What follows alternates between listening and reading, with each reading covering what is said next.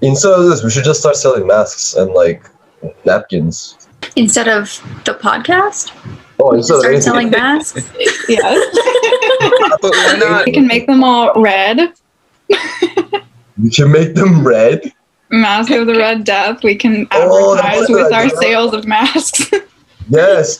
Dude. Well, I mean, I Mask guess. up and chill. This episode is a little different because we read the story ahead of time. We are not going to read it for several reasons on the podcast. There's some language that is uncomfortable that we don't want to read. Like aloud. Stuff I don't want to say out loud. Well, the stuff that is mostly uncomfortable is that the author writes a black character's dialogue in dialect, Oh yeah. which is a lot. Think Huckleberry Finn.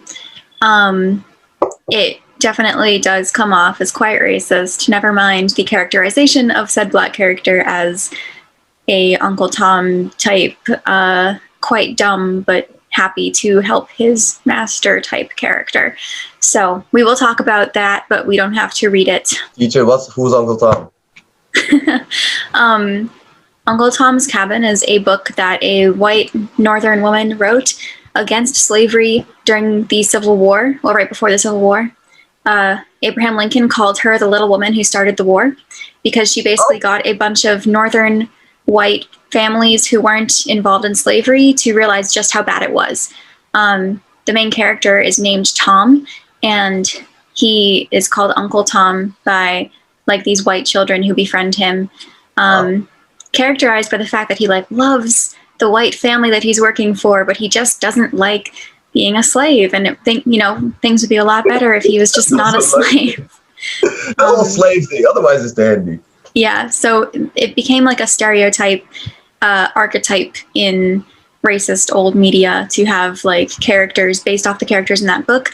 Like in minstrel shows. So there would be like the character Tom, like a Tom type character who would like just love working on the plantation. If only I had my own house, like that's, it's just a lot deeper than that. Not the worst. I don't think it's the most racist thing I've ever seen in my life, but it is certainly not something I want to read on the podcast. Yes? Was Edgar Allan Poe racist? Yeah. As much as anyone was at that time. Like, Also pretty racist. pretty racist. 1840s, so slavery was still a thing. He probably did, I don't know 100% what his views on abolition are. I was willing to bet because he lived in Boston, he was against slavery. I don't know for sure, but even if you're against slavery, it doesn't mean you're not still racist. Just means you're maybe a little less racist. But A little less racist. but not completely not racist. Like kind of. Okay. Yeah, it's the sort of thing where it's like, if he were born today, he may not be, but he wasn't, so there's no way around it. To wait for Allison and Phoebe to come in. Everybody left us. Everyone left. Yeah, accidentally. We all leave, and then it's just All right, you know what? talking about the story. Uncle Tom competition. I'm done. Just me and Mr. Krabs. The cold book. I need to remove this. I'm just gonna keep it actually. And Oh no. like, I guess we're gonna talk about this anyway. But I was actually kind of like curious about this character because obviously that's like a trope to have this kind of side character in this kind of action. I don't know where that trope started, but obviously I've seen that in like adventure movies. My dear African American Watson. I don't know. But that's Yeah. cool. So it actually probably traces back to Robinson Crusoe, which was one of the first novels. Oh my gosh, I'll put the date here, but it was like 15 something. It's really old.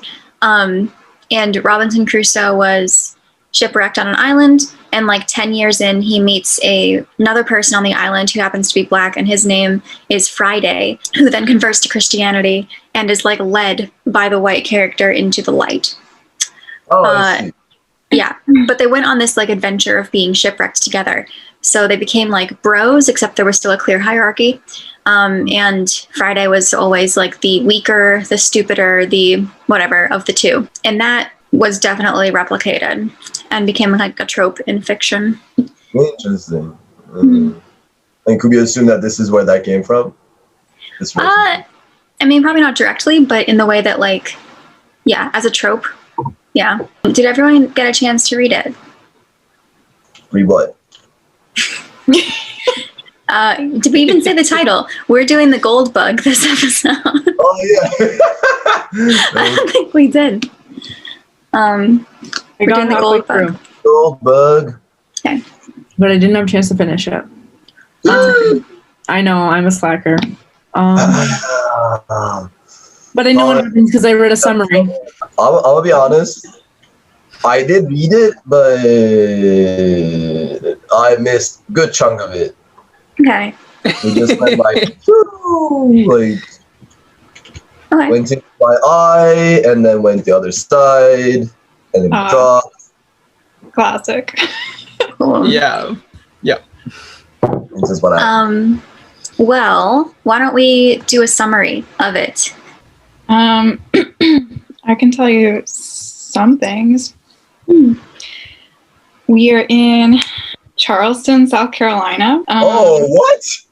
Yeah, on this little tiny like strip of beach that's like separated from the rest of Charleston, Sullivan's Island, I think. At the start, at least, not when they're like on the adventure, I guess. I can tell you they're decoding at the end to show, because only one person on this adventure knew what was actually like where they were going the whole time and what they were hoping to find. So Legrand is explaining retroactively how they came across this. Yeah, those are a couple more points. Yeah, that's good. So they didn't solve the puzzle after they found the gold. They like Legrand solved the puzzle. They went out and followed the clues, got the gold, and then Legrand finally explained what was going on.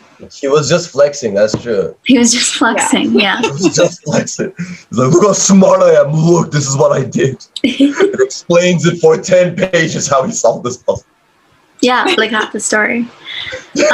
Beetle, they dropped through one eye of the skull the first time and then the other eye of the skull the second time. Oh, because he was like, I read that in the summary, but if you are completely lost, you probably haven't read the story, and that's okay. But just so you know, pretty much it's a pirate treasure story. The characters have come across a cryptic clue to unearth pirate treasure, and that's what we are talking about now. and then they dig up wherever the beetle lands, right? Yeah. Well, yeah. So it's like they like drop it through an eye of the skull that's like up in a tree, and then the first time they dropped it through the right eye, but it's supposed to be the left eye. Yeah. And how much of a difference would it be? Well, the thing is, because it's not just like where it drops, they drop it, the bug, which weighs a lot, that's important. And then from that point, they mark out another distance. So it's like, it's not like they're digging right under the skull, because that would be a small difference. They like mark a spot under the skull and then make another distance, and then that's where they're digging. So if it's the wrong eye, it like throws them off exponentially more like, the farther they get away. Vectors out. Yeah. And the reason they did the wrong eye is racism, basically. Like the black character is too stupid to figure out which eye is the left eye. And that's like played off as a joke because he's so dumb. Doesn't know his left from his right. Yeah. Also, there's like hella skeletons with the treasure they dig up. And at the end, they're talking about that for a second. They're like, the skeletons are probably the crew that Captain Kidd the pirate. Oh yeah. Not a child. Full-grown man. Captain Kidd the pirate. This is his treasure that he buried, and he probably killed the crew that he sent to do that, so that they wouldn't rat out where his treasure was. Yeah. But then he wrote a whole story. Well, Poe wrote the story. Sure, bro. I don't know. I think it was Captain Kidd, bro. Yeah, so Kidd left the message in code to one day be found by somebody. And that's why no one has found Captain Kidd's treasure. He was a real person, Captain Kidd, and he was rumored to have buried treasure somewhere on the east coast of America. That's cool. Yeah, as far as I know, they've still not found any of it. Whether or not it's real, who knows? There's a lot of legends around pirates. Start digging. They kept putting in the wrong guy. These idiots. Mm-hmm. We should go there, bro. Also, the bug wasn't even important. The secret message was drop a pistol shot through the eye, and where it lands, that's where you go. And the Legrand was like, I just used the bug because Jupiter was scared of it, and I wanted to mess with him. And because we didn't think that it was important, and I had to prove that it was important, but it wasn't actually important. Yeah, it's a red herring. And the phrase red herring should be called gold bug, actually, because this one came first. But it's named after a Sherlock Holmes story, which is published after this, in which it seems like a big pile of red herring is going to be important to the solution of the puzzle, but it's not. It's just there for no reason. Similar to the gold bug, which is just here for no reason, just to throw you off, really. Right. Where did they find that code? So, yeah. Does someone want to explain how they got the code? So, there's this piece of parchment that Legrand found on the beach. And from my understanding, okay, so when you look at the parchment, I don't think it looked like anything was originally on it. Mm-hmm. But then they draw the bug on the parchment. And then there was this really complicated situation where the narrator dropped the piece of paper and it got close to the fire, and then he picked it up and he's like, oh, it looks like a skull on the parchment. And so then later Legrand realizes I didn't draw a skull. Where did that come from? We drew a bug. We talked about the antenna. That was a whole thing. And then remembers that moment with the fire, and he's like, maybe it's a heat-induced process where this skull appears. And so then he puts it near his fire again, or he does a bunch of warming stuff near the fire in a pan with over fire or something. And then more stuff starts to develop. So first it's the skull appears, and then there's a child image, and that's how he thinks it's related to Captain Kidd. And then all the I don't know what the word is, the numbers and whatnot appear, the code. With more heat. Yeah. What appears is it's a baby goat, which is called a kid, not a child. But that comes into play because they're trying to figure out at the very beginning of cracking the code what language is it written in, and Legrand realizes, the pun of a kid and Captain Kidd's name would only work in English, so the code's probably also in English. And then they walk you through how to solve a cipher for 6 pages. And then they solve the cipher and do the process. And then money. Money. Yeah. Heat-induced ink is also a thing. I think you can do it with lemon or something. They do it in National Treasure. Yeah. Oh yeah. On the back of the Declaration of Independence. And they're they breathe on it with their breath. It's so cute. Oh, wow, That's dude. sick. Nick Cage, best actor in history. Absolute Sure. Chad, golden boy. Not a sponsor. Not a sponsor.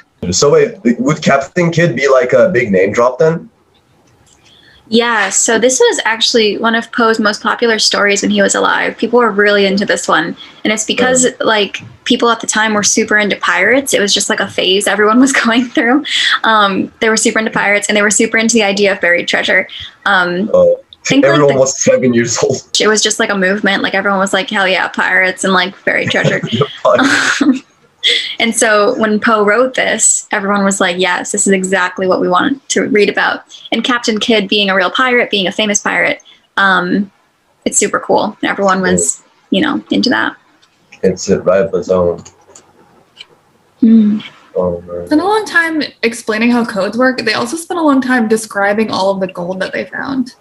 Yeah, right? Describing clocks in detail for a while. It's also interesting because Poe writes a lot of stories about actual like mental illness. And in the story, the narrator's like, oh, my friend Legrand is going crazy and he needs help. And then actually it was just a code, like there was a pirate code and he found a big treasure. So it's interesting, like the difference in the way that Poe describes and talks about mental health. Right. Yeah. Even before the code, though, he like had lost his fortune and was between like modes of intense sadness and intense happiness and stuff. We've been getting in the habit of diagnosing every character we talk about. I mean, but, characters messed up. Yeah, but if that was all brought on by the great loss of his fortune, maybe this will help cheer him back up a little bit. A little cheering, couple billion. I'd be pretty cheerful. I'd be oh man. I feel I gotta say it. Go on.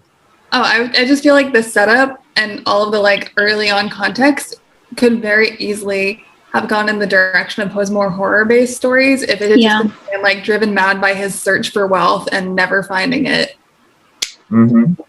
Like the family in Holes. Yeah. Oh, Exactly. Holes in his face.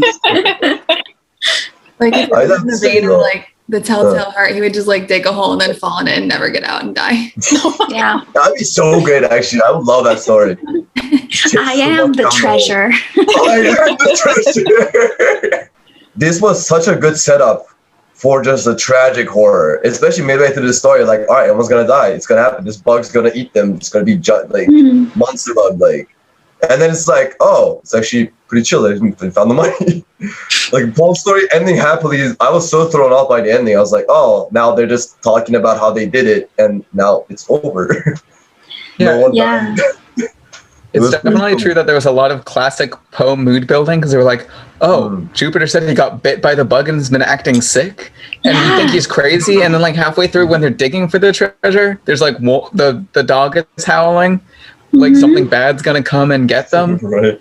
And then like later on, Poe's just like, no, it was just howling for fun. He is missing dogs howl sometimes. Yeah.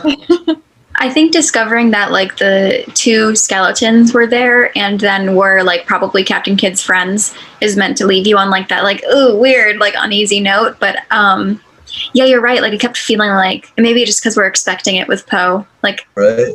I thought someone was going to turn into like a weird bug creature at some point. I thought the bug was like Captain Kidd and he was gonna be like, haha, and then like boom, Captain Kidd transformation anime, like either way. I thought it was either way. It was so suspense build up. And then boom. It's like, oh cool. Also, like I get that skeletons are supposed to be scary, but like bro, like I'm talking piles of treasure and there's like two skeletons there. I'm like, get out of my way, like I don't know. I'd be too hyped to even think about the skeletons. Maybe this is like the 19th century version of playing a video game and finding a loot drop. You just like reading about all the gold. It's like, all right, boom, boom. Yeah, out of the way. Imaginary money.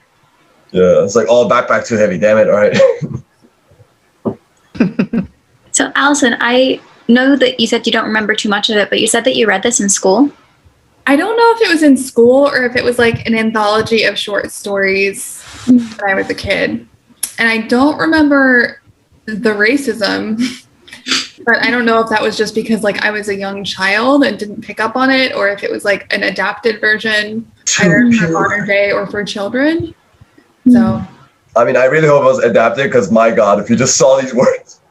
Yeah, but I definitely was really struck by like the clue, like the code breaking element and the treasure hunt element, and I really enjoyed like that sense of adventure. That's the part that I remembered. It feels a lot like the Da Vinci Code to me, just told out of order. Honestly, the form of it felt very much like a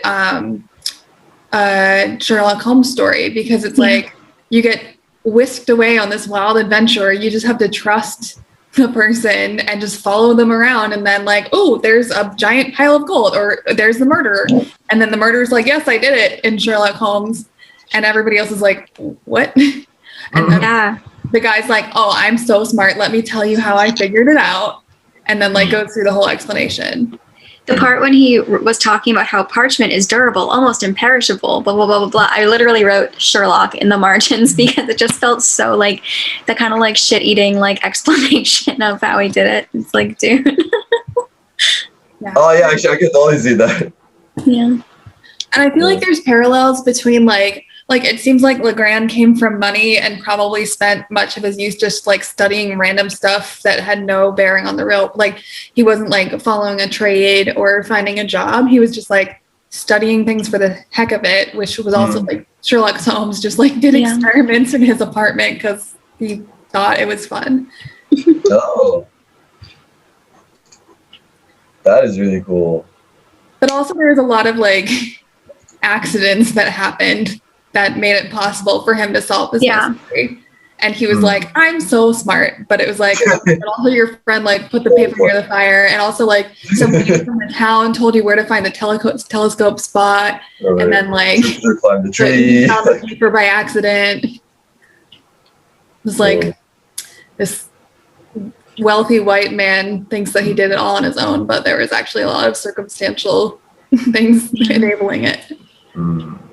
There's a bigger context to that.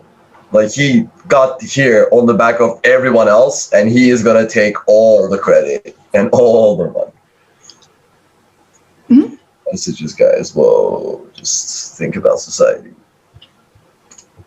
I'd have to say though, this is a lot more realistic. I mean, not that I've read Sherlock, but the way this has been built up, the way I see it, like Sherlock or like Dr. House, it was always like, cool, he solved it. Every time I see it, at least on the media, like TV. Here I'm like, I see, okay, like they show the circumstances, they show the lucky parts, they show the weird parts. This felt a lot more grounded. Yeah, I think we should read Sherlock Holmes at some point, because it's a lot more like this than it is the TV versions of him. The idea with like Sherlock Holmes is that if you did have the information, you could solve it before Sherlock does. Like nothing is left out of the story, really. So like, like they are kind of possible for you to solve, except sometimes when the science is wrong in retrospect. Like there's one story. There's one story where a snake like responds to a whistle, and that's how like something was happening. But like snakes are actually deaf, but no one knew that at the time. Oh man. So that is fake. That's actually really cool. Yeah. Do you think that difference for you is because like the leaps of logic were much more linear and like easier to understand, or do you think it's because they like explicitly explained every step of it? I mean, if you ask for me, I haven't seen enough Sherlock to really judge it, but I saw like the movies and there was a TV show, and also just like I watched all of Dr. House. There was always this sense that this person is a mega genius and he's going to figure out one way or another. Here I'm like, who's this Legrand fool? Like, and he's not doing very hot the entire story, but things end up working out.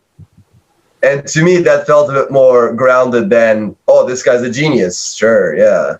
Oh, cool. Yeah, he thought of that. Oh, he saw that because he has slow-mo vision now. Like, cool. We're based on a weird superhero. Like, this guy is not a superhero. Legrand's a fool, dude. And that's what I like. That's what I like about it. My favorite part was when Legrand was like, Captain Kidd thought nobody could break this code because pirates are dumb. Yeah. Just dissing left and right. This guy's... Yeah. Seriously. Oh, man. Yeah, I gotta say, man. I just love the cryptogram part because my Grammy loves playing cryptograms and she's got like books of them and she just like solves codes for fun. And like people just do that. Like it's like a puzzle game thing that people do now. Yeah. Cool. And yet like this book was like, have you ever heard of a code? And Have you ever heard of a code?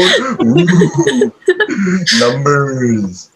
But actually, how did you say that? That's really cool because like you can't start reading the story and just like in Sherlock, you could just stop at the code part without the explanation and try to solve the code yourself and then check it at the rest of the story.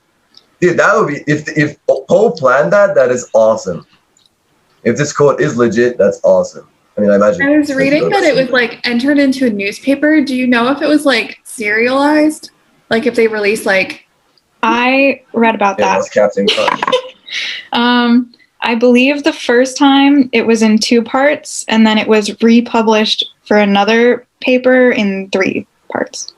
No, Wondering if they like broke it at the code, so you had like a week to figure it out. that's a hot idea. that would be such a good marketing strategy. Oh, this is a good cliffhanger. You're there like, all right, well, what did I do here? That's They how did that, we should like- actually release this video, probably. Just code. That'd be hot. All I could release- 47723. See you next week. I could release Murat's explanation of it and then be like, guess what story we're talking about?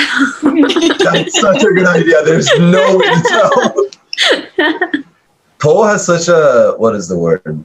He would like how we watch TV now. People probably just waited for Poe every single week or however often he publishes. Yeah, he was pretty kind of popular. shows, like his writing is so audience directed, I think. Because a lot of authors, I feel like, just kind of write for themselves, which is also great. But with Poe, like, I have a sense that, this is made for a paper. Like, this is made for people to read. The way it's explained and things, as Alison said, like, things are over-explained so that everyone is in on it. And for once, I'm in on something, so I feel cool. Yeah, it's always funny, the stuff that stays popular from a time period, because Sherlock Holmes was garbage, like trash. Like, it was like the lowest of the low in literature. No one took it seriously. It was like if I tried to tell you guys that, like, Jersey Shore was good television, you'd be like, shut up. Like, no, it's not. But then, like, Jersey Shore. Like, if Jersey Shore was, like, taught in school.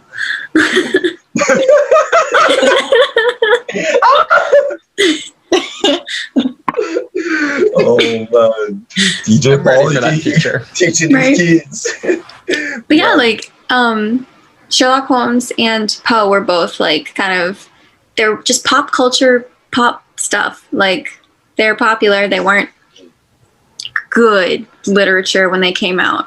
They wouldn't have won like any, Pulitzers or anything. But yet they're like the ones that people know from that era.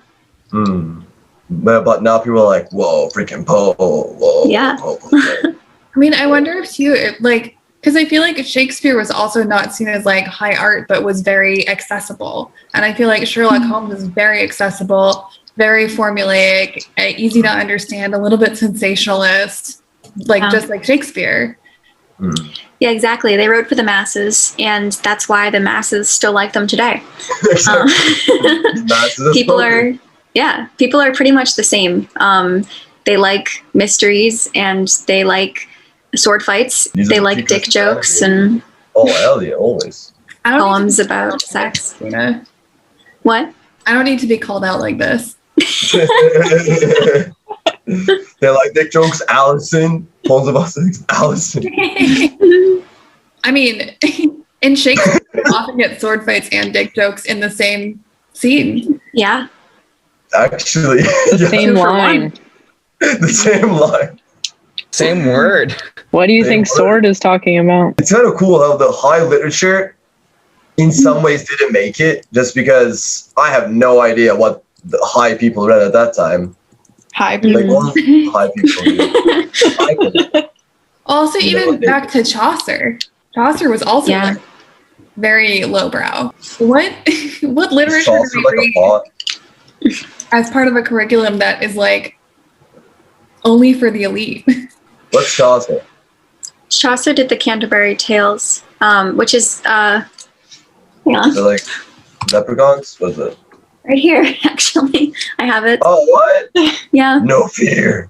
I love No it. Fear at the Canterbury Tales, because it's written in like old, or actually Middle English. Like all the, you will not be able to see those. Probably. Oh, yeah, dude. Yeah.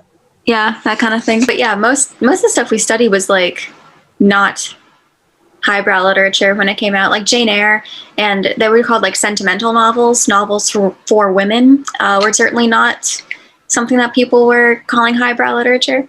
Shakespeare, like you said, Chaucer.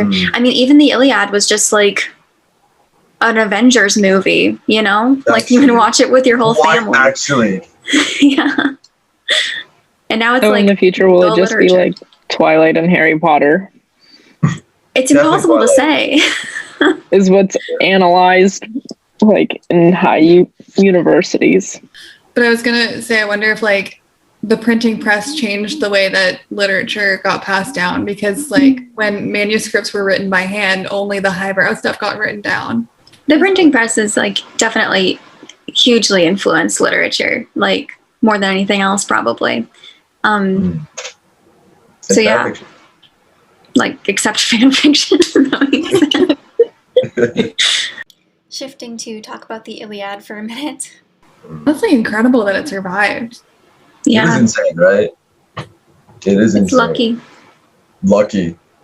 And it's kind of like so lucky that, like, for example, like how Norse tales, after the Christians came and ruined the land, entirely got Christianized. But certain stories stayed pretty intact. At least, like, the way it seems, they didn't try to put Jesus, like, instead of Zeus. So Jesus was angry, so, like, they didn't try to do that.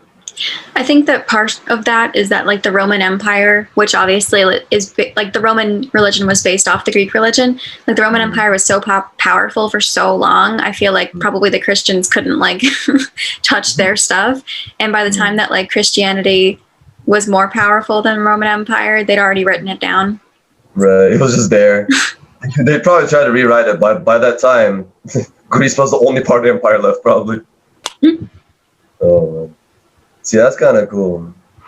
And I would say, like, the literature that really seems to, at least in our eyes, maybe there's some super high secret literature in President's Cabinet. That's the best book ever, and, like, we just can't read it. But, like, it's kind of cool. The issues they tackle, obviously, they're still relevant, which is why they're still read. But the way in which they express those issues are very similar to the way in which we still express our issues in many, many ways, which I think is kind of cool. Which, I mean, that might just show that psychology hasn't developed far enough yet. But I love that about old literature. Like, I love feeling like I have something in common with these people who lived 2,000 years ago, because like I also know what it's like to grieve a loved one. Knowing that you share something in common with this literature that like transcends generations means that a part of everybody survives along with that. Like, I feel like a lot of people create art as a way of like outlasting their earthly time or whatever. But like, the fact that art exists and touches the human spirit and will continue existing like long after we're gone means that like we're all kind of immortal. That was beautiful. It was beautiful. That is like exactly what Shakespeare was trying to tell us.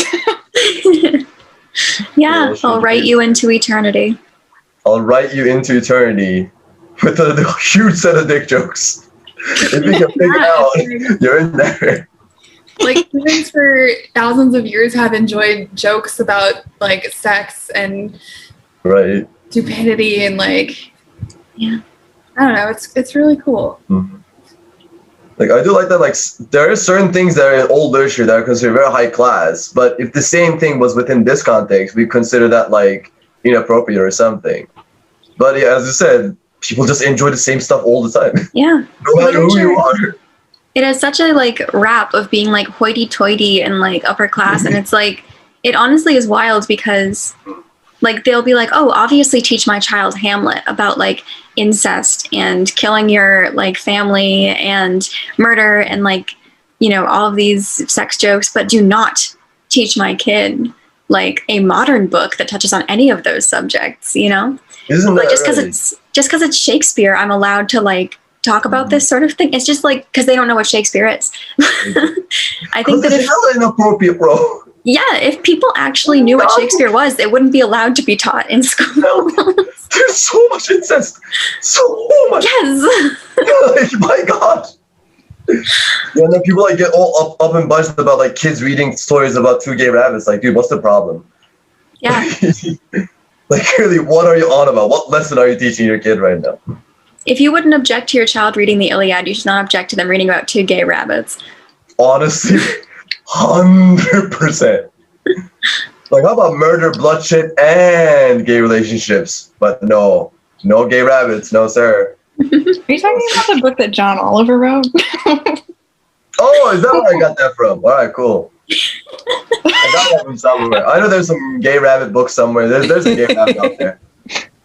I know there's one. It's like Marlon Bundo or something. Oh, yo! Yes. Yeah, you're like a John Oliver encyclopedia.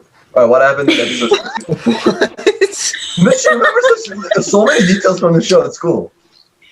Honestly, though, I feel like that book is just a gateway book to Watership Down. I don't think any child should read that.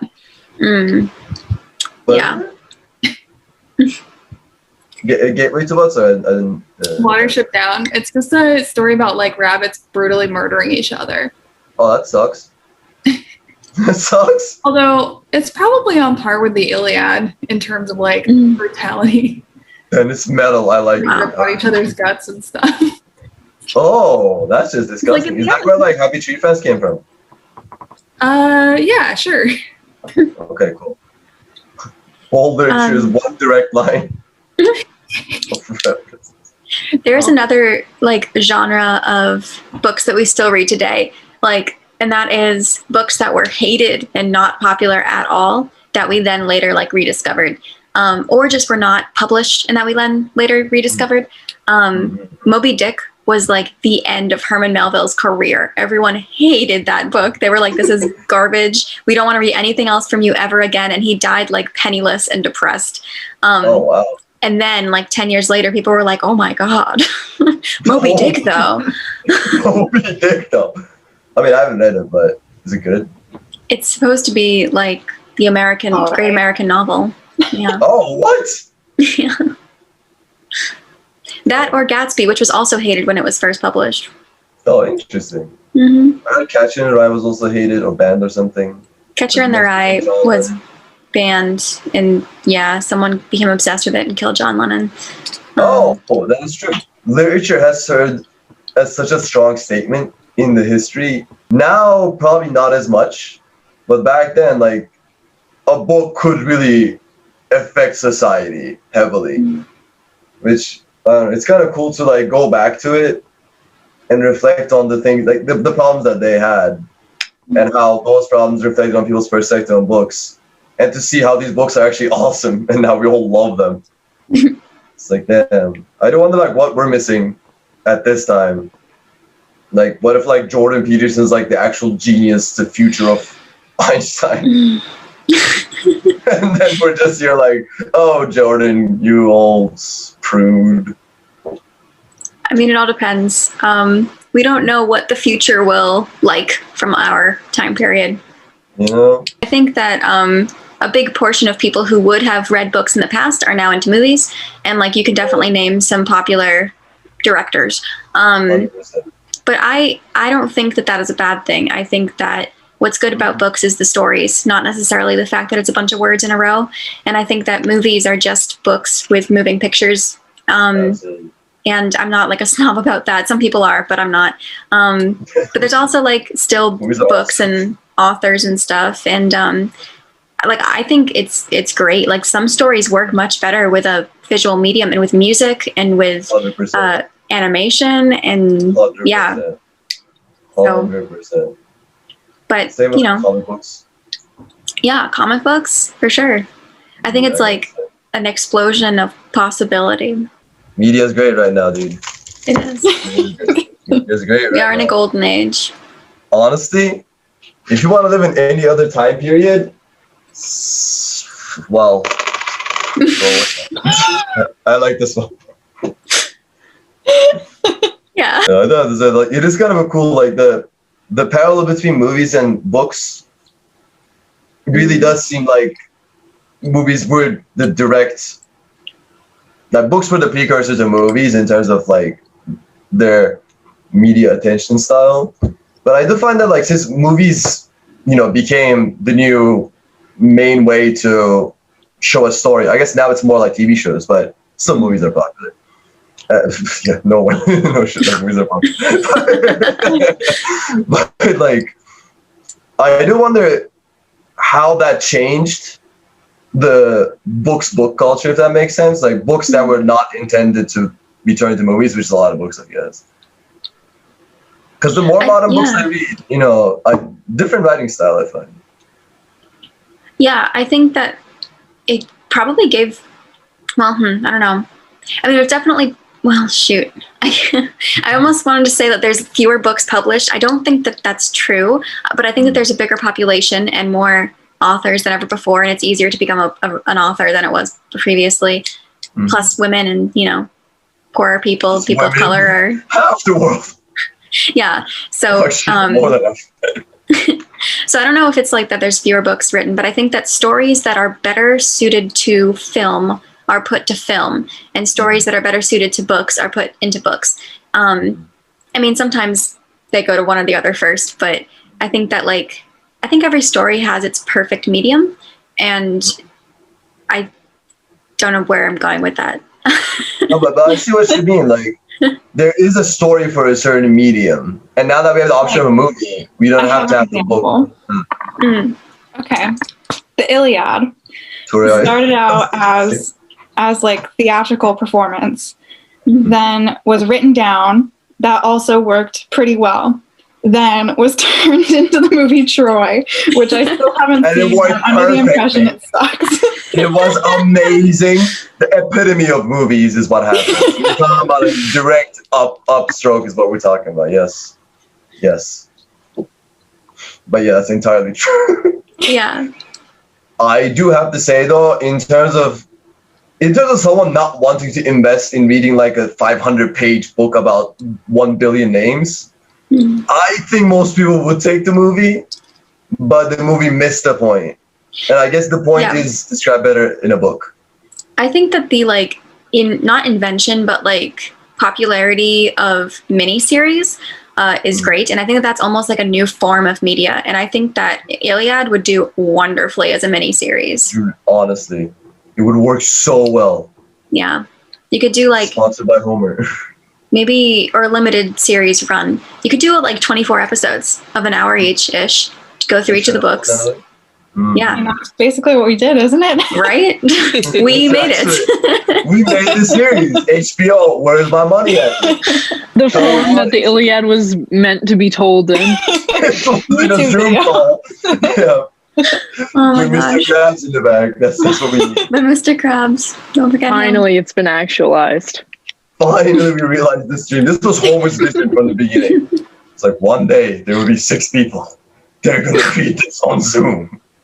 If only Homer knew. If only Homer knew just the quality, the closest to perfection this has reached. His art finally realized. I did not expect this story to go to such a good discussion about overarching literature, but... Yeah, we barely talked about the story. How Allison said we are all immortal through our art. Dude. I said we are all immortal through other people's art, which is even better because then I don't have to create art. Well, Allison, we're already creating art right now. Classics and Chill preserves us in immortality forever. As long as the servers are up. As long as YouTube exists, we will survive. Our subscribers, we thank you in propagating this mission. Actually, to the end of time. And we also thank the future generations that will be taught our lessons. Yeah. Oh, yes. It's the sheer gold they're about. This gold mine they're going to find.